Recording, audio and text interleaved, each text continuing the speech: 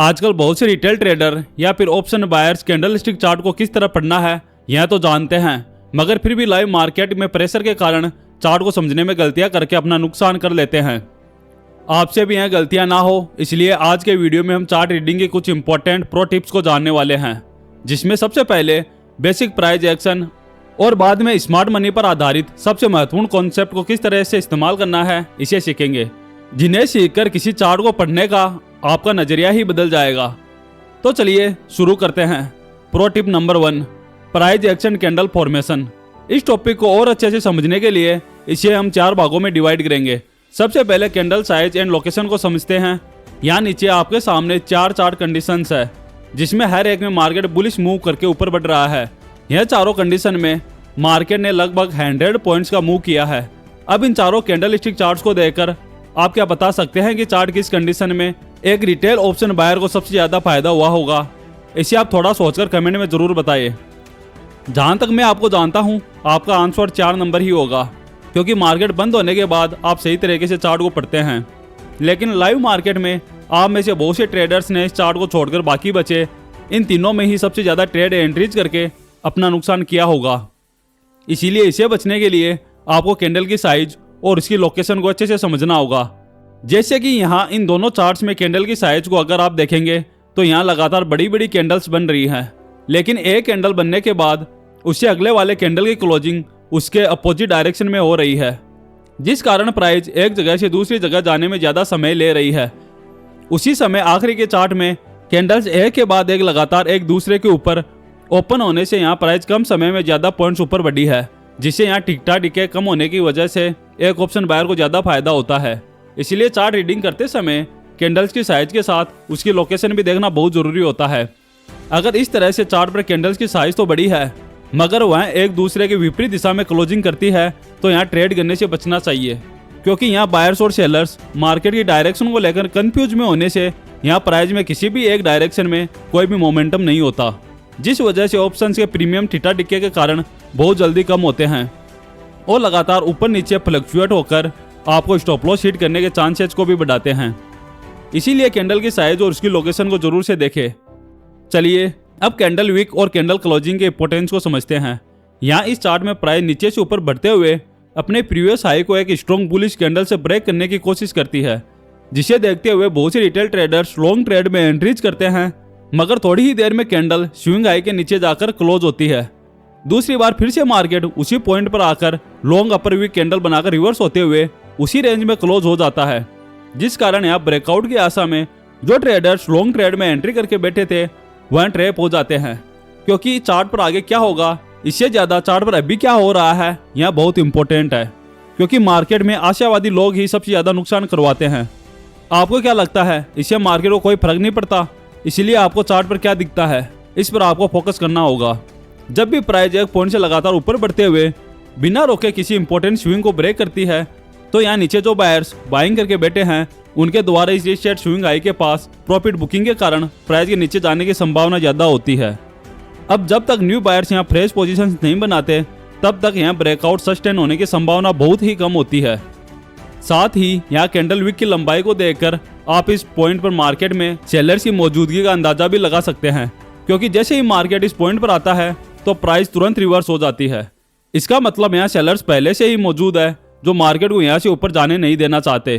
किसी भी कैंडल की वीक जितनी ज्यादा लंबी होगी उस साइड में उतना ही रिजेक्शन स्ट्रॉन्ग होता है। इसीलिए अगर चार्ट पर एक ही दिशा में बार बार रिजेक्शन कैंडल बनती है, तो जब तक प्राइस उस वीक हाई को ब्रेक करके उसके बाहर क्लोज नहीं होती, तब तक आपको ट्रेड एंट्री नहीं करनी चाहिए। लेकिन फिर भी बहुत से रिटेल ट्रेडर बिना कुछ सोचे समझे इस तरह के ब्रेकआउट और बार बार ट्रेड एंट्रीज करते हैं और अपने कैपिटल का बड़ा हिस्सा ब्रोकरेज में गवा देते हैं। यहाँ इस चार्ट में प्राइस तेजी से नीचे आने के बाद बार बार एक ही लेवल के पास आकर सपोर्ट ले रही है, जिस कारण यहाँ चार्ट पर लगभग एक जैसे लोज बन रहे हैं। अगर चार्ट पर एक ही जगह प्राइस मल्टीपल टाइम रुकती है और उस लेवल को रिस्पेक्ट करती है, तो वहाँ एरिया ऑफ इंटरेस्ट क्रिएट हो जाता है। इसका मतलब बहुत बड़ी संख्या में रिटेल ट्रेडर इस लेवल के पास ट्रेड एंट्रीज करने में उत्सुक है। अगर प्राइस इस सपोर्ट को ब्रेक करने की कोशिश करती है, तो कुछ लोग यहाँ शॉर्ट ट्रेड में एंट्री करना पसंद करेंगे। तो वहीं अगर मार्केट इस ट्रेंड लाइन के ऊपर ब्रेक करता है, तो कुछ ट्रेडर यहाँ लॉन्ग ट्रेड में एंट्री करने की सोचेंगे, जिस वजह से यहाँ पर बिग इंस्टीट्यूशनल ट्रेडर आपको फंसाने के लिए फेक ब्रेकआउट चार्ट बनाने की संभावना ज्यादा होती है, क्योंकि एक रिटेल ट्रेडर के लिए यह लेवल साइकोलॉजिकली बहुत महत्वपूर्ण होने के कारण वो यहाँ एक्टिवली ट्रेड करता है। इसीलिए जब कभी भी चार्ट पर equal highs and lows, support and resistance level या फिर सप्लाई एंड डिमांड जोन्स बनते हैं तो यहाँ आपको संभल कर ट्रेड करना है। जब तक किसी दिशा में स्ट्रॉन्ग ब्रेकआउट करके प्राइस उसके ऊपर सस्टेन नहीं करती तब तक आपको ट्रेड एंट्रीज नहीं करनी है। चलिए अब किसी चार्ट को पढ़ने के लिए स्मार्ट मनी कॉन्सेप्ट के लिक्विडिटी और इंड्यूसमेंट का क्या महत्व है यह जानते हैं। इस चार्ट में प्राइस हायर लेवल से नीचे गिरने के बाद लोअर लेवल्स पर रुककर एक सपोर्ट क्रिएट करने की कोशिश करती है। अब क्योंकि प्राइस बार बार एक ही एरिया से सपोर्ट लेकर ऊपर जाने की कोशिश कर रही है, इसीलिए यहाँ एरिया ऑफ इंटरेस्ट बन जाता है। इसीलिए यहाँ ऊपर और नीचे दोनों तरफ एक रेंज बनाकर रिटेल ट्रेडर इस रेंज का ब्रेकआउट होने का इंतजार करते हैं। थोड़ी ही देर में एक स्ट्रॉन्ग ग्रीन बुलिश कैंडल इस रेंज को ऊपर की साइड ब्रेक कर देती है, जिसे देखकर बहुत से रिटेल ट्रेडर यहाँ लॉन्ग ट्रेड में एंट्री करते हैं। लेकिन कुछ ही देर में प्राइस नीचे गिरते हुए इनके स्टॉप लॉस का आकर सपोर्ट को ब्रेक करते हुए और नीचे चली जाती है, जिससे शॉर्ट और लॉन्ग दोनों साइड में ट्रेड एंट्री करने वाले रिटेल ट्रेडर का नुकसान हो जाता है। लेकिन वहीं अगर इस चार्ट को स्मार्ट मनी कंसेप्ट के नजरिए से समझे तो आप इस ट्रैप में फंसने से बच सकते थे। सबसे पहले जब प्राइस नीचे आकर एक जगह थोड़ा रुककर फिर से अपनी बेरिश जर्नी को स्टार्ट करती है तो यहाँ ऊपर जिन्हें शॉर्ट ट्रेड में एंट्री करने का मौका नहीं मिला वह ट्रेडर्स यहाँ शॉर्ट पोजीशन बनाते हैं, जिससे इस लेवल के पास उनके स्टॉप लॉस के जरिए लिक्विडिटी एरिया क्रिएट होता है। साथ ही जब प्राइस नीचे एक लेवल पर बार बार रुकते हुए सपोर्ट लेती है तो यहाँ रिटेल बायर्स इस सपोर्ट के नीचे स्टॉप लॉस लगाकर ब्रेकआउट का इंतजार करते हैं। अब यहाँ चार्ट पर ऊपर और नीचे दोनों तरफ रिटेल ट्रेडर्स की लिक्विडिटी मौजूद है, जो मार्केट में एक फ्यूल की तरह काम करती है। अब क्योंकि यहाँ प्राइस ने 2-3 बार सपोर्ट से ऊपर निकलने की कोशिश की है, इसीलिए यहाँ बायर्स बड़ी संख्या में इस लेवल पर ऐड हुए हैं, जिस कारण यहाँ लिक्विडिटी बड़ी संख्या में मौजूद है। इस लिक्विडिटी को ग्रैब करने के लिए बिग इंस्टीट्यूशंस सबसे पहले ऊपर की तरफ इंड्यूसमेंट क्रिएट करने के लिए ब्रेकआउट कैंडल बनाते हैं, जिसे देखकर और नए बायर्स अपनी लॉन्ग पोजीशन बनाने के लिए अपने स्टॉप लॉस सपोर्ट एरिया के पास प्लेस करते हैं, जिससे यहाँ और भी लिक्विडिटी जनरेट होने की वजह से मार्केट ऊपर की लिक्विडिटी को स्वीप करने के बाद नीचे की लिक्विडिटी को ग्रैब करते हुए सीधे नीचे गिर जाता है। इसीलिए आपको लिक्विडिटी स्वीप और लिक्विडिटी रन को सीखना होगा। चलिए अब RSI इंडिकेटर की मदद से आप किसी चार्ट को कैसे पढ़ सकते हैं यह जानते हैं।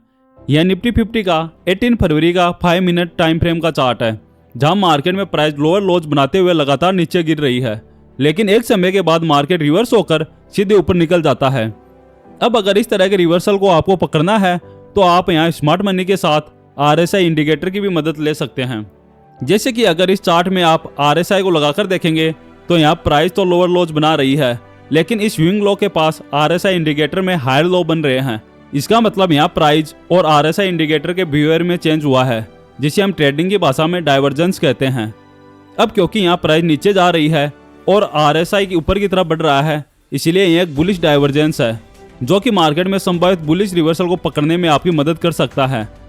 अब अगर आप यहाँ इस ट्वीजर बॉटम कैंडल स्टिक के नीचे अपना स्टॉप लॉस लगाकर इसके हाई पर लॉन्ग ट्रेड में एंट्री करते हैं तो आप यहाँ छोटे स्टॉप लॉस के साथ इस रिवर्सल को कैप्चर करके अच्छा प्रॉफिट बना सकते हैं। अगर आपको हमारा ये वीडियो अच्छा लगा तो वीडियो को लाइक और चैनल को सब्सक्राइब जरूर करें। और हाँ, अभी हम रोज सुबह 9 बजे लाइव आते हैं, तो आप हमारे लाइव सेशन से जरूर जुड़े। धन्यवाद दोस्तों।